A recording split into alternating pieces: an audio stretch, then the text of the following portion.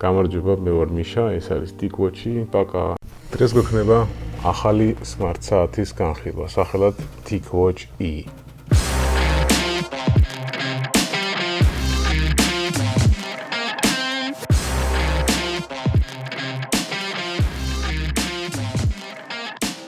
Crowdfunding საიტიდან არის ეს ფილმა წამოსული, შეაგროვეს რაღაცა თანხა, შემდეგ დაიწყეს ამ საათების წარმოება. Წარმოებელი ბრენდის დასახელება Mobvoi. უშუალოდ ეს ჩემი მოდელი არის TicWatch E, რომელიც TicWatch Express-ად არის დასახელებული.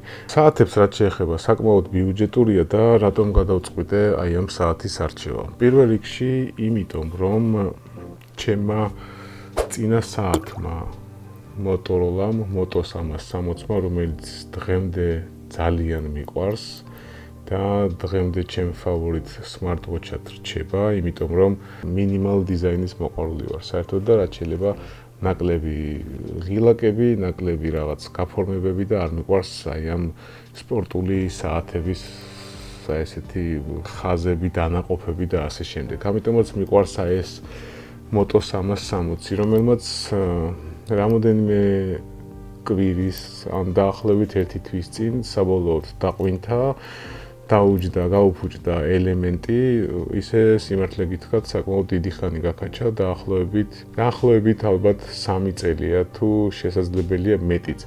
ეს არის პირველი გენერაციის საათი, ანუ first generation Moto 360 და გამოსვლისთანავე მეორე დღესვე ვიყიდე. მისი ფასი საკმაოდ ძვირი ღირდა, ეხლაც საკმაოდ ძვირად ღირებული საათებია, $360-მდე ღირს, თუ არ ვცდები, მეორე გენერაციის საათი და აი ამ კონკრეტულმა ჩემმა მოდელმა, რომელიც დღემდე მართლა ძალიან მიყვარს და კიდევ შევეცდები ამ საათის ამუშავებას, იმიტომ რომ Amazon-ზე ელემენტი სულ რაღაც $15-18 ღირს და გამოვაგზავნე აუცილებლად ჩავდებ და ისევ ამუშავებ, მანამდე კი დროებით ალბათ აი ამ TicWatch-ით დავკმაყოფილდები. პრინციპში ორივე საათი, როდესაც გააქვს, გამოსაცვლელად, ესე ვთქვათ, ტანსაცმელთან ერთად შეგიძლია საათიც გამოიცვალო. ამიტომ ამის ელემენტს აუცილებლად აღვადგენ. რატომ შევიძინეთ, ვთქვათ, აი ეს საათი და რატომ არ მივიდე Samsung-ის საათი. ერთი რაც მინდა აღვნიშნო აუცილებლად და რაზეც მინდა გავამახვილოთ თქვენი ყურადღება. როდესაც არჩევთ smartwatch-ებს, smart საათებს, პირველ რიგში შეხედავთ ჩინურ smart საათებს, $15-20-იანებს, იმიტომ რომ ძალიან ბევრი ჩინური საათი მაქვს გატესტილი, ხალხმა და აბსოლუტურად უაზრობა ფულის გადაყრა ამ საათებში, რომელიმე ნებისმიერის ყიდვას. არანაირი მნიშვნელობა არ აქვს. ნაბიჯის დათვლაც კი ეშლება და უბრალოდ ეხლა საათის ჩვენება და საათის ნახვა თუ გინდა, შეგიძლია $10 რაღაც ელექტროსაათი იყიდო და იგივეა აბსოლუტურად არანაირი სხვაობა არ გექნება, უბრალოდ იმას რაღაც ეკრანი აქვს და ანათებს. მხოლოდ ამის გამო არ გის ფულის გადაყრა, არ აქვს მნიშვნელობა $20 თუ 30, მაინც გადაყრილი ფულია და უბრალოდ ინანებთ. აზრი არ აქვს. დამიჯერეთ. უცბად მოიძებნა Amazon-ზე საათი TicWatch-ი რაღაც $100 იყო და დააკლდა კიდე რაღაცეები და საბოლოო ჯამში გამოვიდა ძალიან მშვენიერი ბიუჯეტური საათი, რომელსაც აუცილებლად, რასაც ყველაზე დიდ პატივს ვცემ, ეს არის Wear OS-ი. რატომ Wear OS-ი და რატომ არა ვთქვათ Samsung-ის საათები. Samsung-ის საათი ჯერ ერთი პირველ რიგში ვიზუალურად არ მომწონს. არ მომწონს ეს სპორტული ვიზუალები, არ მომწონს ეს დანაყოფები და საერთოდ ზედმეტი რაღაცეები არ მიყვარს საათზე, როგორც უკვე გითხარით, ძალიან minimal design-ის მოყვარული ვარ და ამიტომ საათი უნდა იყოს ყველაფრის გარეშე, მაქსიმუმ ერთი ღილაკი. Samsung-ის საათები იმიტომ არ მომწონს, რომ მას აქვს ოპერაციული სისტემა Tizen-ი. Tizen-ი არის თავისივე Samsung-ის OS-ი, რომელიც საკმაოდ შეზღუდულია. Tizen-ზე თქვენ შეგიძლიათ მხოლოდ და მხოლოდ თვალოთ ნაბიჯები, ისევ და ისევ რაღაცა კილომეტრაჟი, თავისივე რაღაც fitness პროგრამები აქვს და რაღაც მესიჯებს წაიკითხავთ. Tizen-ი საერთოდ შეზღუდულია რაღაც თავისებურად, ანუ უბრალოდ სხვა აპლიკაციას ვერ გამოიყენებთ, ვერც ტელეფონიდან, ვერც დააყენებთ და რაღაცა თითზე ჩამოსათვლელი შეიძლება ითქვას ათეულობით პროგრამა თუ შეგიძლია გამოიყენო აი ამ საათში. ამიტომაც არ მეყვარს მე Tizen და ამიტომაც ყველაზე მეტად ვაფასებ Wear OS. როგორც მოგახსენებთ, Wear OS-ში ჩვეულებრივი Android-ი გაქვს, რასაც კი ტელეფონში იყენებ, აბსოლუტურად ამიტომ ყველა აპლიკაცია ჩაგეტვირთება აი აქ და შეგიძლია გამოიყენო. დაწყებული ეს Gmail-დან, Messenger-დან, Viber-დან, WhatsApp-დან აბსოლუტურად ნებისმიერი აპლიკაციის გამოყენება შეგიძლიათ, უფრო მეტიც Google Play Music-ი მაქვს ნაყიდი, როგორც იცით, მუსიკას უსმენ ტელეფონშიც და ასე შემდეგ. აქაც შეგიძლიათ Play Music-ის ამუშავება და ამიტომაც გადავწყვიტეთ ჩემთვის კატეგორიულად საათი უნდა იყოს მხოლოდ Wear OS-ზე, იმიტომ რომ მე არ მიყვარს რაღაც შეზღუდვები და Smart Watch-ი რა ხან ქვია, უნდა იყოს Smart-ი და არა რაღაც შეზღუდული. ყველაზე მეტად მომწონს ის, რომ ის არის მთლიანად ესეთი სადა, არაფერი რაღაც ზედმეტი გადატვირთული არ აქვს და ეკრანი ცუდი არ აქვს, სიმართლე გითხრათ, 1.4-იანი ეკრანია ინჩებში და სხვათა შორის გარჩევადობა, ანუ წერტილების რაოდენობაც კარგი აქვს.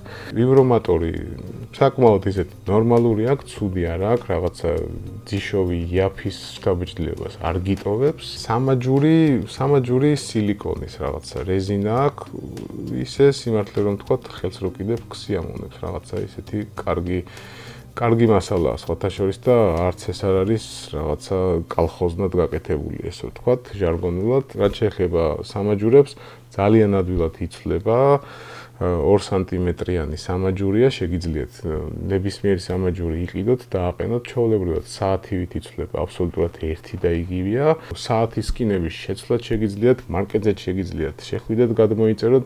ამიტომ არის Wear OS-ი და საერთოდ Android-ზე დაფუძნებული ნებისმიერი ესეთი სისტემა, ამიტომ არის კარგი და უნიკალური, რომ შეგიძლიათ კასტომიზაცია, ესე ვთქვათ, და შეგიძლიათ თქვენებურად გადააკეთოთ და რაც გინდათ შეუცვალოთ. ისევე როგორც თემებს აყენებთ ტელეფონზე, ასევე შეგიძლიათ საათზეც Photoshop-ით თქვენ თვითონ რაღაცა ეკრანი, ან აი ესეთი საათის თემა, ისრები, რაღაცები დახატოთ და შემდეგ აი პროგრამის მეშვეობით გააპდეიტოთ საათში და გექნება თქვენი დიზაინის საათი. ეს საათი დაახლოებით ალბათ 2 კვირა მაქვს. და სიმართლე გითხრათ, ფასიდან გამომდინარე საკმაოდ კმაყოფილი ვარ. ერთი პატარა ნიუანსი რომ არ ქონოდა აი ამ საათს. ერთი არა, 2. პირველი 21 საუკუნის ყველაზე დიდი პრობლემა, ელემენტის პრობლემა ყველაფერს აქვს, მათ შორის ტელეფონებსაც აქვს და არ არის გამონაკლისი არც აი ეს საათი ხალხმა. ელემენტი ამ საათს აი ესე აქვს, ცუდი აქვს, მოკლედ რო ვთქვათ, მაგრამ რაღაცეები დავატიუნინგე, ესე ვთქვათ, თუ შეუცვლით ეკრანის სიკაშკაშეს, ანუ ყველა საათს დაახლოებით ერთი და იგივენაირად აქვს, 5-მდე აქვს ეკრანის სიკაშკაშე. ესე ციფრებით იცვლება 1 2 3 4 5 და ნათდება და ბნელდება, ანუ ესე ვთქვათ. სიკაშკაშის მეოთხე დონეზე დაახლოებით საღამომდე და სადღაც ესე დილის 9-დან საღამოს 8-9-მდე კაჩავდა თუ არ აწვალებდი ძალიან, მაგრამ ნუ ეხლა ჩემ რეჟიმში როცა რაღაც ნოტიფიკაციები მომდის, ვკითხულობ აქედანაც წერ და რაღაცებს და ვერთობით შემებურად მეოთხე სიკაშკაშის რეჟიმში არ ყოფნის ამ საათს, ჯდება, ანუ ვერძლებს თელი დღის განმავლობაში და მესამეზე საკმაოდ დიდი ხანი, ანუ თითქმის 24 საათამდე გაძლო თავისი რაღაცა ესეთი ჩემი დაუნდობელი აი ამ მოხმარებით, წვალებით, რაღაც აპლიკაციების გამოყენებით 24 საათამდე მართლა გაძლო მესამე დონეზე, ანუ სიკაშკაშის მესამე დონეზე და სხვათა შორის ერთი რაც მინდა კიდე აღვნიშნო, რომ always on display მაქვს ჩართული და ამიტომ ამბობ, რომ always on display-ზე ელემენტი ვერ კაჩავს. თუ თქვენ always on display-ს გათიშავთ და უბრალოდ აი ესე ჟესტიკულაციით საათს დახედავთ და მაშინ თუ გინდათ რომ ჩაირთოს და აინთოს საათი. მაშინ პრობლემა არ არის, მეოთხე და მეხუთე დონეზეც ჩვეულებრივად გამოიყენებთ, იმიტომ რომ ეგრეთ წოდებული დასვენების რეჟიმში ითიშება ეკრანი და არაფერი არ ანთია, შესაბამისად ელემენტიც არ იხარჯება. აი ამ always on display-ზე გადადის შავ-თეთრ რეჟიმში და როდესაც ამოწევთ ხელს და დახედავთ, ჩვეულებრივად საათი უკვე ირთობა, აქტიურდება და გადადის ფერად რეჟიმში. რაც შეეხება მეორე ძალიან პატარა დეტალი, მაგრამ რაც ყველაზე მეტად მაგიჟებს ამ საათში. ნუ ეს ყიდვისთანავე ვიცოდი, მაგრამ უბრალოდ სხვა გზა არ მქონდა ამ ფასში და აი ამ კატეგორიაში მეტი საათი უბრალოდ არ იყო. ჩინურ საათს კიდევ არ ვიყიდი, იმიტომ რომ სისულელე იყო. აი ეს ღილაკი, მარცხნივ. აი აქ, რატო დააყენეს აი ეს ღილაკი მარცხნივ? ვერ ხვდები, მართლა ვერ ხვდები, იმიტომ რომ ვისაც მარჯვენა ხელზე უკეთია საათი, გათვლა იყო იმაზე, მაგრამ თუ აყენებ თქვათ აი ამ ღილაკს მარცხენა მხარეს, მაშინ ფუნქციონალურად გააკეთე ისეთი რამ, რომ აი ამ თქვათ ეკრანის ამოტრიალების საშუალება გქონდეს ისევე როგორც ტელეფონზე, თქვათ. ან მარცხენა ხელზე გაიკეთო, ამოატრიალო საათი და ფუნქცია უნდა გქონდეს, თქვათ, ეკრანს, რომ აი ეს ციფერბლატი ამოატრიალოს და იგივენაირად იხმარო, უბრალოდ აი ეს ღილაკი გქონდეს, აი აქ მარჯვნივ ჩვეულებრივად მამაპაპულად ესე ვთქვათ, როგორც ყველა სტანდარტულ საათს აქვს, მაგრამ რატომღაც არ ვიცი, მობოი რაზე ფიქრობდა, რას ეწევიანი იქ დიზაინერები და საერთოდ ოფისში რას აკეთებენ. არ ვიცი. აი ეს ერთადერთი არა, მეორე პატარა ნიუანსი იყო, რაც არ მომეწონა ამ საათში. დანარჩენი აბსოლუტურად ყველაფერი მაკმაყოფილებს, საკმაოდ მომწონს დიზაინითაც ეს საათი. კომპასიც გვაქვს ხალხო, 300 მილიამპერი აქვს ელემენტზე უკვე ვისაუბრეთ, ეს ყველაფერი იცით უკვე. IP67 აქვს დაცვა სამწუხაროდ, ანუ ბანაობის საშუალება ამ საათით არ გაქვს, თუმცა არანაირი გართულება არ მაქვს საათით რატომღაც ვიბანაო ზღვაში, ბასენში და ასე შემდეგ. ზღვაში როგორც იცით, არანაირი საათი არ ძლებს, ნებისმიერ შემთხვევაში ზღვის წყალი აფუჭებს ტელეფონსაც და საათსაც.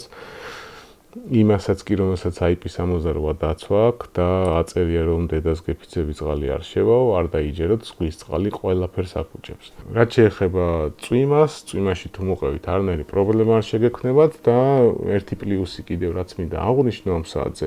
ამ საათს აქვს თავისი დინამიკი ხალხო და თავისი სპიკერი. ანუ OK Google და ნებისმიერი მსგავსი, ოპა, ჩაირთო ჩვენი Google. დაწყნარდი Google.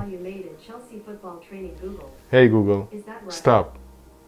I'm working now. Okay, no problem. ერთი კიდევ ნიუანსი, აღარ ვიტყვი ახლა იმის სახელს, რომ არ გაეღვიძოს.